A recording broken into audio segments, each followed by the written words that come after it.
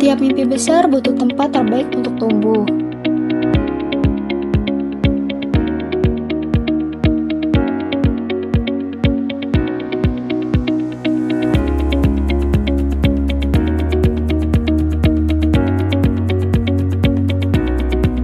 Di UHAMKA, fasilitas bukan sekedar bangunan, tetapi ruang belajar yang mendukung setiap langkah calon konselor.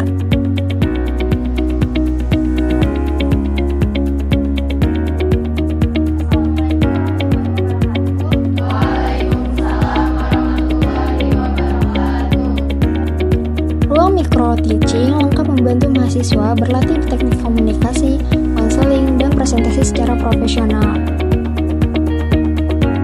Di ruang konseling kami, mahasiswa belajar menghadapi dunia nyata, melatih empati, teknik wawancara, dan membangun hubungan konselor serta klien.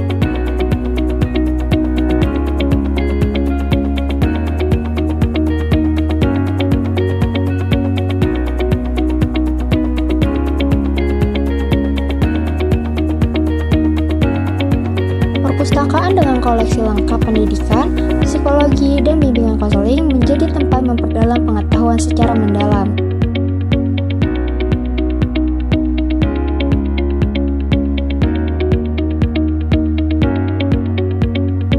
Di sini, kamu tidak hanya belajar di kelas, tapi berkembang lewat organisasi, pelatihan, dan kolaborasi.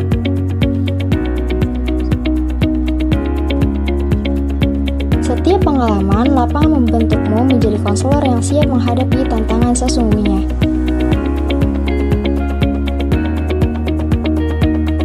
Inilah tempat untuk tumbuh, inilah ruang untuk menjadi konselor yang benar-benar dibutuhkan.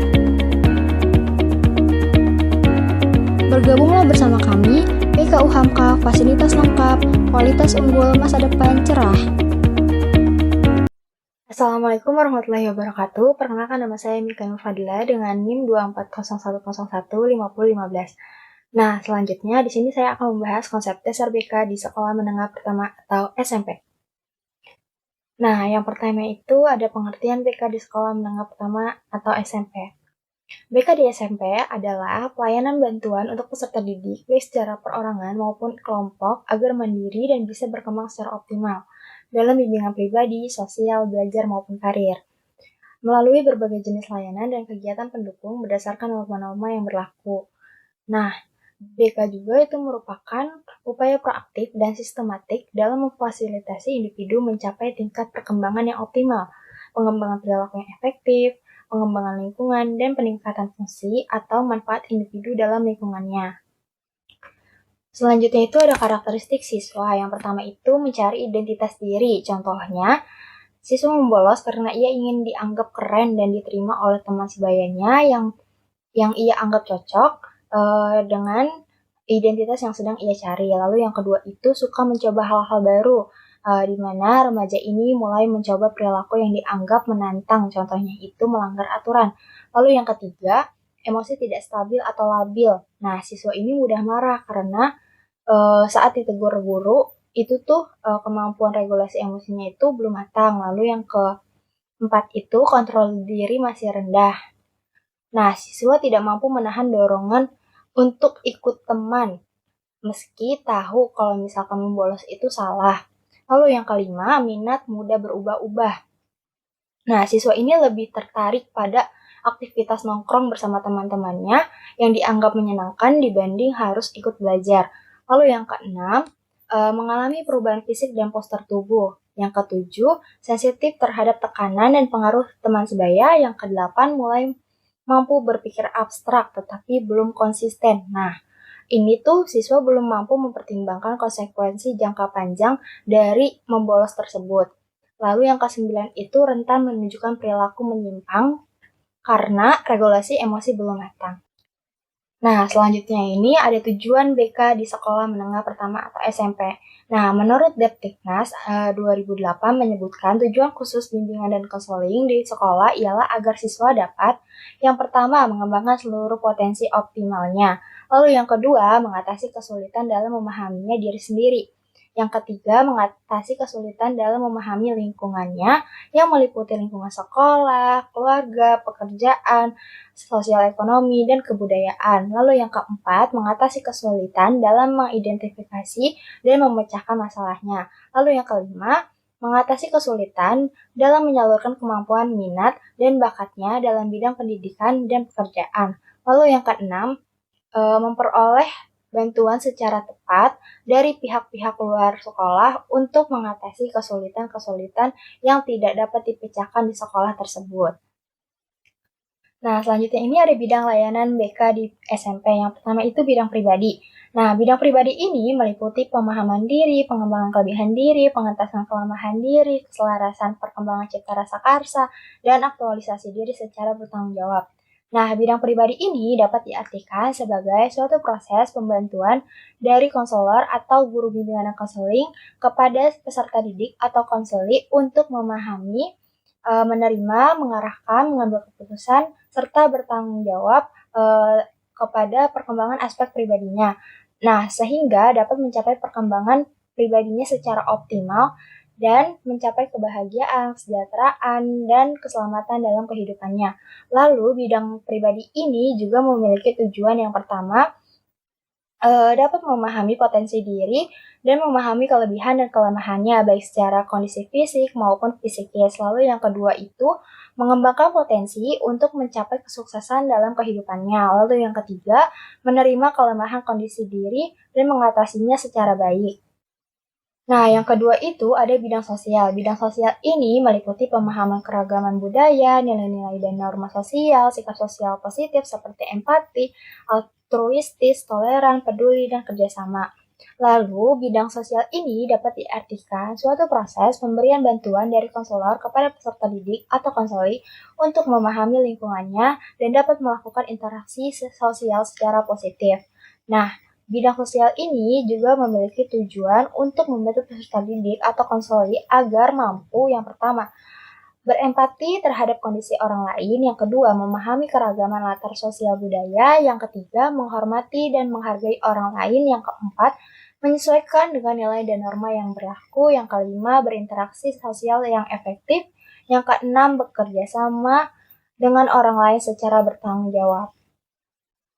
Nah, yang ketiga ini bidang belajar, di mana bidang belajar ini meliputi sikap, pengetahuan, dan keterampilan yang menunjang efisiensi dan keefektifan belajar pada satuan pendidikan dan sepanjang kehidupannya, seperti menyelesaikan studi pada satuan pendidikan, memilih studi lanjut.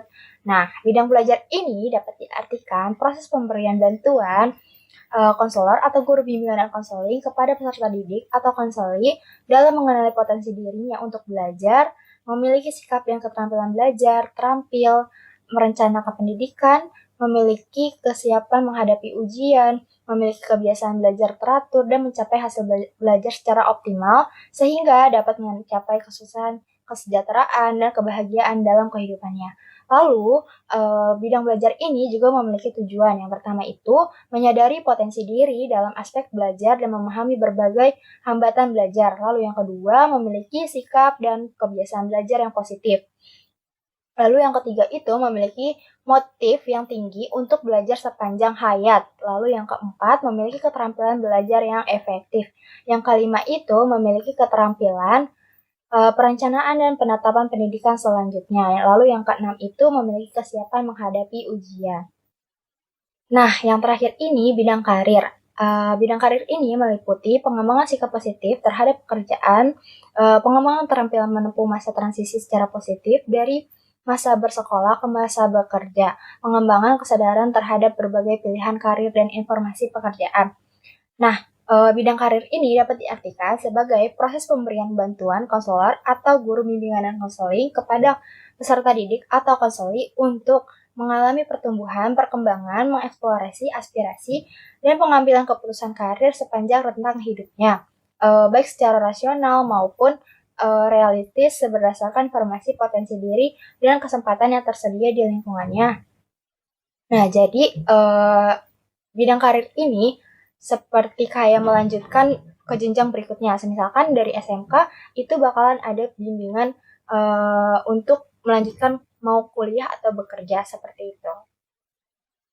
Nah, selanjutnya itu ada jenis layanan BK di SMP. Yang pertama itu ada layanan dasar. Nah, strategi layanan dasar itu ada bimbingan klasikal, bimbingan kelompok, media bimbingan kelompok, dan asesmen kebutuhan. Nah, layanan dasar ini sebagai pemberian bantuan melalui kegiatan penyiapan pengalaman terstruktur secara klasikal atau kelompok yang dirancang dan dilaksanakan secara sistematis dalam rangka mengembangkan kemampuan penyesuaian diri yang efektif sesuai dengan tahap dan tugas perkembangannya. Nah, selanjutnya yang kedua itu ada layanan peminatan dan perencanaan individual.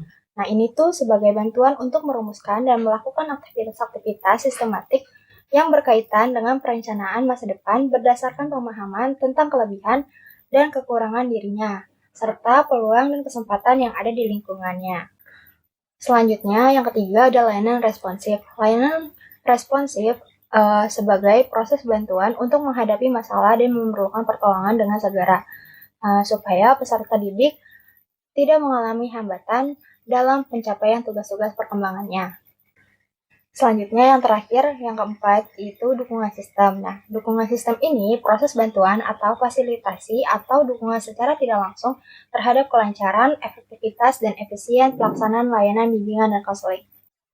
Selanjutnya ada peran guru BK di sekolah. Yang pertama itu peran sebagai konselor, di mana memberikan konseling individu dan kelompok untuk membantu siswa mengatasi masalah pribadi, sosial, belajar, dan karir. Lalu yang kedua itu peran sebagai fasilitator. Nah, peran sebagai fasilitator ini memfasilitasi siswa agar berkembang secara optimal sesuai dengan potensi, minat, dan kebutuhan perkembangannya. Lalu yang ketiga ada peran sebagai motivator. Peran sebagai motivator ini memberikan dorongan, semangat, dan bimbingan agar siswa memiliki motivasi belajar dan berperilaku positif. Lalu yang terakhir, yang keempat, peran sebagai mediator. Peran sebagai mediator ini menjadi penengah dalam konflik antara siswa atau antara siswa dan guru dan terciptanya hubungan yang harmonis. Jadi, kesimpulannya, konsep dasar BK di SMP menegaskan bahwa layanan bimbingan dan konseling bertujuan untuk membantu siswa mengembangkan potensi dirinya, menyesuaikan diri dengan tugas perkembangan, serta mengatasi permasalahan pribadi, sosial, belajar, dan karir. Dengan memahami karakteristik siswa SMP, guru BK memberikan layanan yang terstruktur melalui berbagai bidang dan layanan. Peran guru BK juga sangat penting sebagai konselor, pembimbing, fasilitator, dan mediator yang mendukung terciptanya lingkungan belajar yang sehat dan kondusif bagi perkembangan siswa secara optimal. Itu dia materi yang bisa saya paparkan. Terima kasih sudah menonton video ini sampai akhir. Semoga bermanfaat untuk teman-teman semuanya. Kalau kamu pengen belajar di tempat yang seru, suportif, dan bikin kamu berkembang jadi konselor yang hebat, BKU Hamka tuh jawabannya. Sekian, sampai jumpa. Wassalamualaikum warahmatullahi wabarakatuh.